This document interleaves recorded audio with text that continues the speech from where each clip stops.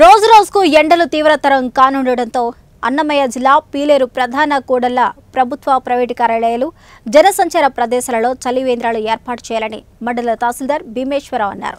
అంతేకాకుండా ప్రజల దాహార్తి తీర్చడానికి ప్రజాప్రతినిధులు, వ్యాపారస్తులు స్వచ్ఛందంగా ముందుకు వచ్చి చలవ పందిళ్లు వేసి మట్టి కుండలో త్రాగునీరు అందించాలని అన్నారు.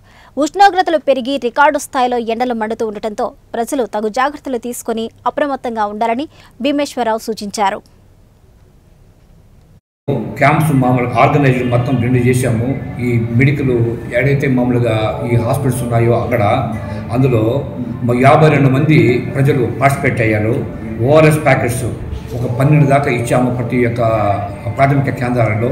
అదేవిధంగా ప్రజలందరికీ తెలియజేసేది ఏం చెప్పంటే, ఈ వాతావరణము దినదినానికి రోజు రోజుకి గంటకి తీవ్రత ఎక్కువగా ఉన్నందువలన వాటిపైన ప్రతి ప్రజలు కూడా మంచి చెట్ల కింద ఎక్కువగా బయటికి రాకుండా చెట్ల కింద ఉండే ప్రయత్నం చేసుకోండి.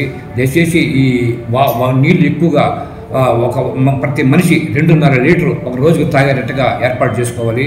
స్కూల్ పిల్లలు కూడా ప్రతి ఒక్కరు కూడా ఇంకా ఒంటిపూట బడులు ప్రారంభమవుతాయి. అంగన్వాడీ సెంటర్లకు కానీ, ఎలిమెంటరీ స్కూల్ కానీ, హై స్కూల్ కానీ ప్రతి ఒక్కరు కూడా ప్రతి 2 గంటలకు ఒక 1/2 లీటర్ నీళ్ళు తాగే ప్రయత్నం చేయాలని చెప్పనేసి మెడికల్ డిపార్ట్మెంట్ వాళ్ళు ఇచ్చిన సూచనల మేరకు నేను ప్రజలందరికీ తెలియజేస్తూ ఉన్నాను.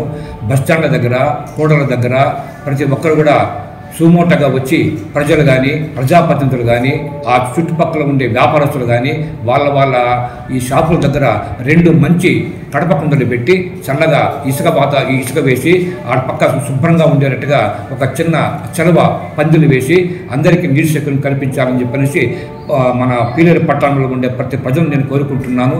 అదేవిధంగా దీనికి పంచాయత్ సెక్రటరీ కానీ, మన సచివాలయ సిబ్బంది కానీ, తర్వాత ఎంపీడీఓలు కానీ, మెడికల్ డిపార్ట్మెంట్ కానీ, అన్ని శాఖల అధికారులు కూడా ప్రతి ఒక్కరు కూడా వాళ్ళ యొక్క కార్యాలయాల ముందు ఈ కుండలు పెట్టి